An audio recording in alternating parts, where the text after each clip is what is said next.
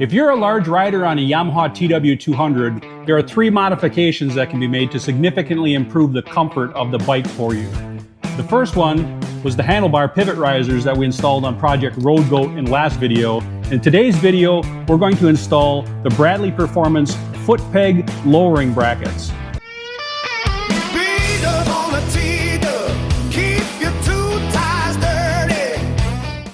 Hey folks, this is B-Dub on a T-Dub. I really appreciate you tuning back into the channel.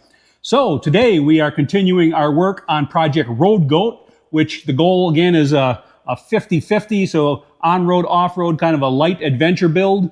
And one of the first things I'm doing to this bone stock TW200 is making the bike more comfortable for me.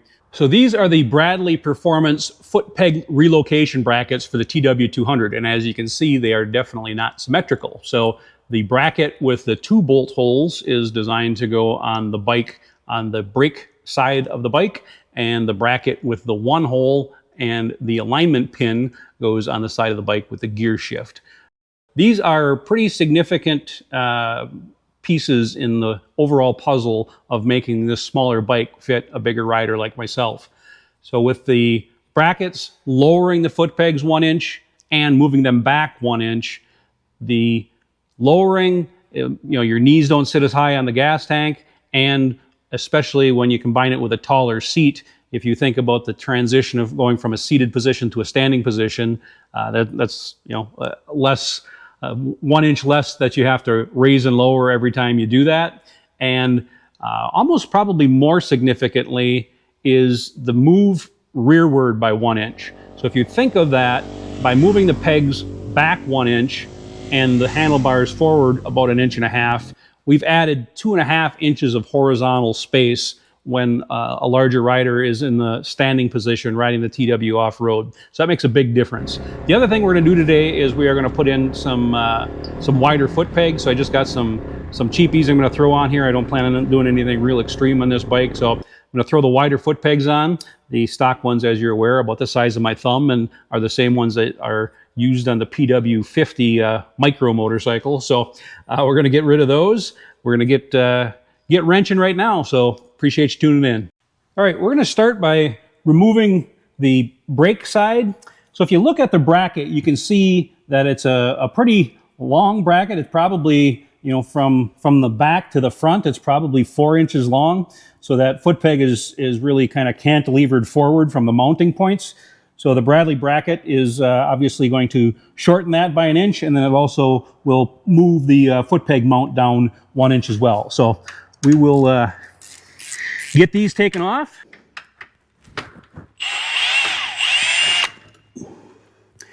Make sure you keep the bolts because you're going to reuse them. So we'll set that aside.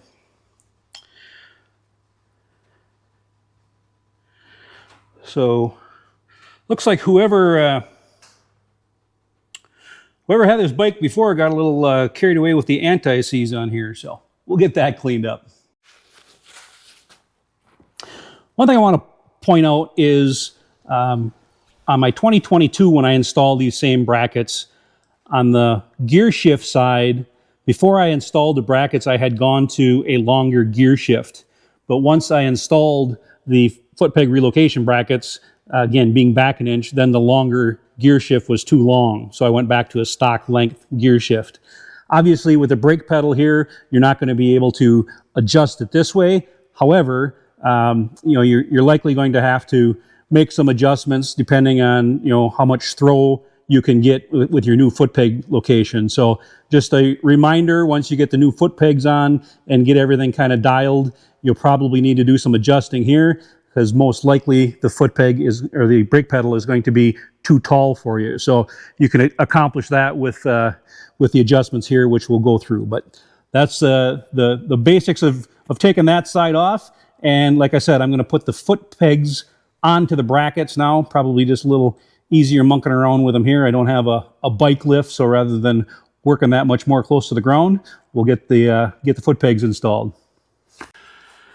So one thing when you're putting these pegs together, just as there is a right and left bracket, there's also a right and left peg, and there's also a right and left spring. So it's a bit too complex to maybe go through in detail, so you might have to mess around with it a little bit. But in general, on these pegs anyway, so the coil spring is going to go over this boss on the peg.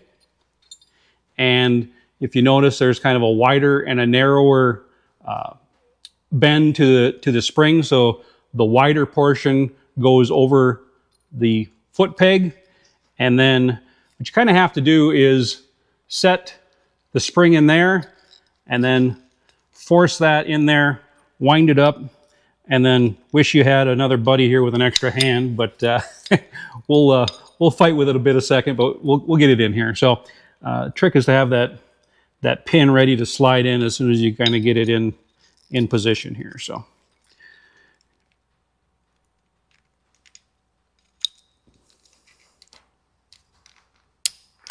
reminds me of a mouse trap, right?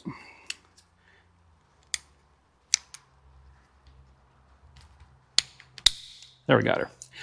Okay, so, and obviously you'll know whether you have the right pins and the right pegs and springs and brackets, because when this thing bolts on, your peg has to be horizontal. So if somehow you swap the pegs, it would probably be, you know, radically off from where you would need it.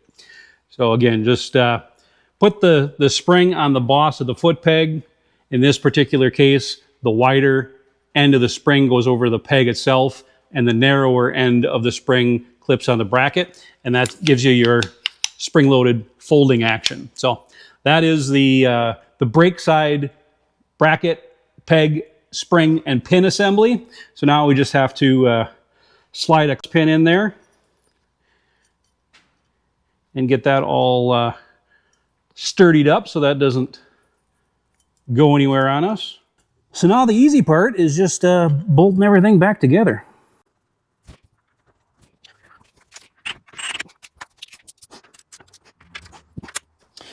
All right, got everything snubbed down here. So you can see what I said about the brake pedal is now going to be too high. So just looking at that, you're going to obviously need to do some adjustments.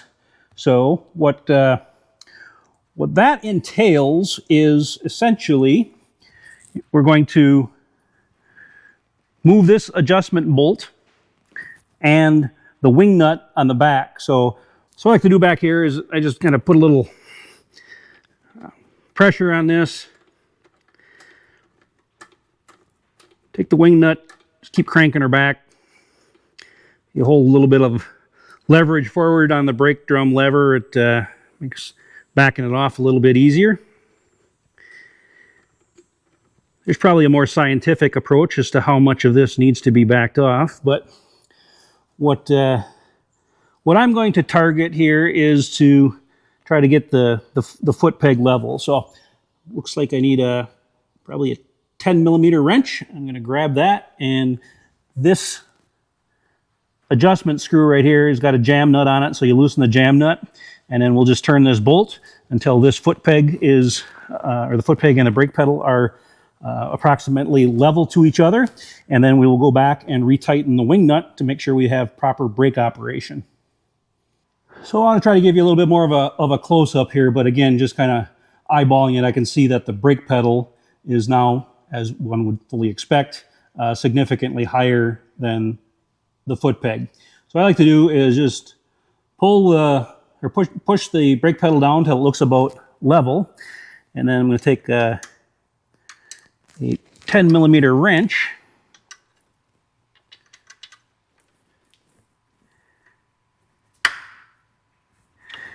and loosen that adjusting bolt. So that is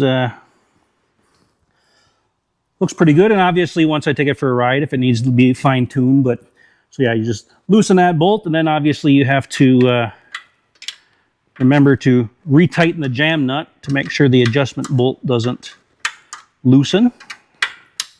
So we'll get the jam nut cinched back down.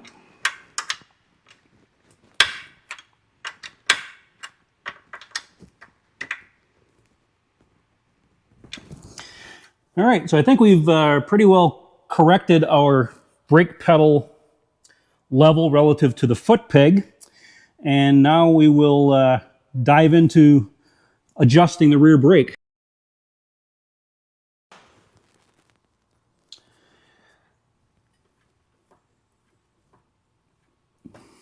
So obviously when we adjusted that, we were depressing the brake. So we were already taking up a lot of the adjustment that we backed out here.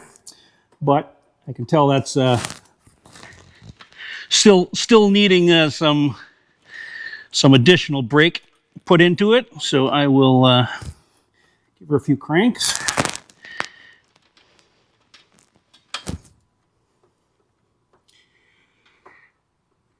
If I was smart, I would have checked what the factory spec is for throw on that, but just judging from my past experience with T-dubs, my guess is that's pretty darn close right there. So I will take it for a test drive and confirm that the brake is obviously operating and stopping the bike, but it's also not dragging.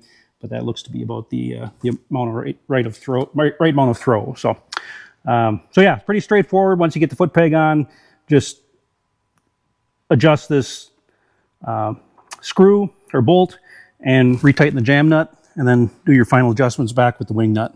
Okay, so now I have the gear shift side peg installed, and one thing to note is the peg goes toward the front of the bracket and the spring goes to the back. So the peg stub goes toward the front of the bike, and the spring, which goes around the boss that's on the foot peg itself, goes toward the rear.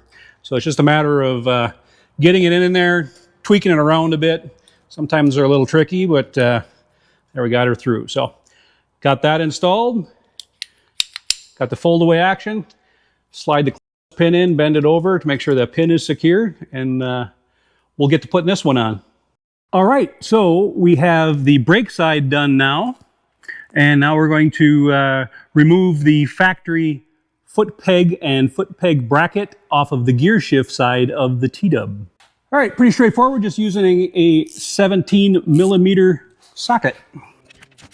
So this is the side that only has the one bolt. So it relies on, again, that alignment peg. So the alignment peg handles the anti-rotation, and the bolt obviously holds the bracket in place. So literally a matter of one bolt, get it situated in there, get it started again here. Ratcheting 17 millimeter wrench. So we'll get her tightened in place.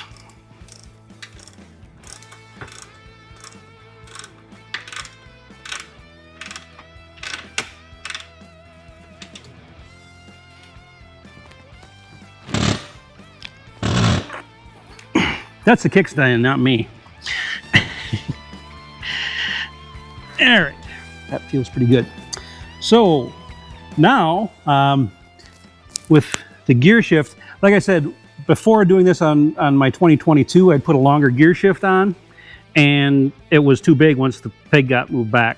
So generally speaking, if you're large enough to benefit from lowering the foot pegs and moving them back, your feet are normally big enough that this actually, the stock length works pretty well. So what I will probably do is take it for a test ride, and if needed, you may have to go down one spline to move the gear shift, but again, that you'll be able to tell when you take it for a ride. But if you do need to, there's one 8 millimeter bolt down here, so you just take that bolt out and wiggle the gear shift off and move it down on the spline shaft, put it back on, and that's how you would adjust your gear shift height.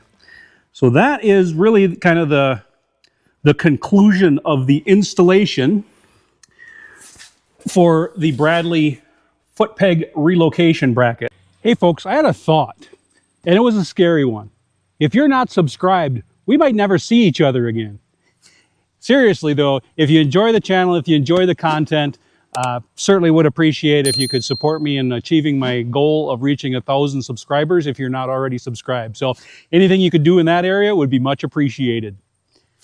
That is going to wrap up the second modification video in the Project Road Goat. As you may notice, I did pull my quick release pins and stole the Seat Concepts seat off of my 2022 TW and put it on Project Road Goat. So we've got the three main modifications in place right now, and just riding the bike from the garage down here, violating all my own rules about not wearing safety gear. But it is obvious how much better the bike fits me. So I've got to probably adjust the gear shift as I described, down one spline, but the brake pedal is perfect right where I ended up adjusting it. Handlebars feel great, taller seat feels great.